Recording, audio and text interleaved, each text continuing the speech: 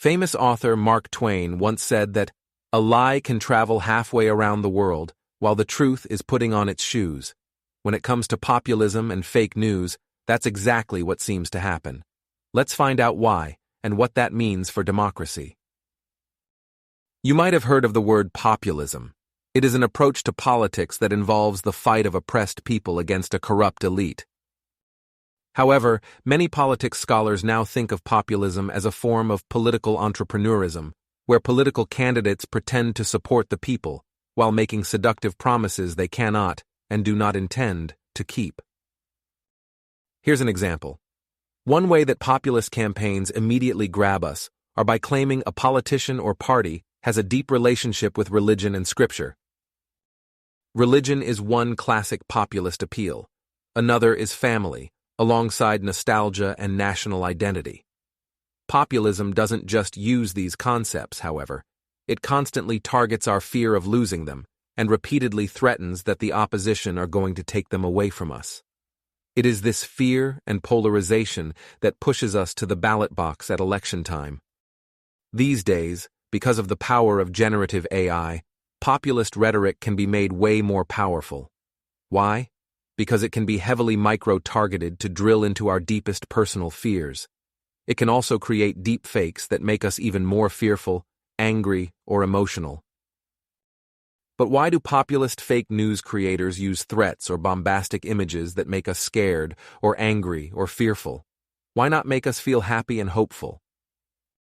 Well, because through the process of evolution, we developed a strong negativity bias as a kind of survival reflex. That negativity bias was critical in the hunter-gatherer days of our ancestors when we lived in the great outdoors. Nature was beautiful but harsh, and life could be short.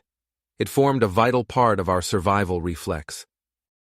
These days, we are safer, living in homes with heating, running water, and electricity, but we still have that negativity bias.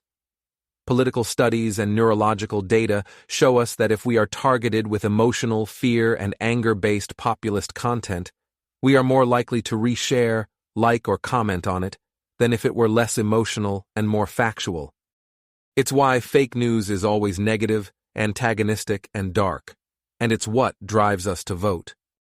Can democracy compete when polarizing fake news is constantly trying to divide us? The answer is, possibly, but only if we can engage voters on a more powerful emotional level, as well as communicating the facts. We can also educate voters with videos like these to explain how we are constantly being driven apart for the profit of others. Ultimately, we humans are natural hunter-gatherers, designed to live in small communities in a mix of conservative and liberally minded folk. For our ancestors, diversity would have evolutionarily strengthened our chances of survival. Sadly, modern populist campaigners have driven us farther and farther apart. When micro-targeting and the benefits of generative AI are factored in, the results can be devastating. Interested in finding out more? Check out the other videos in this AI-generated series, or buy your copy of Post-Truth Politics, A Brave New World today.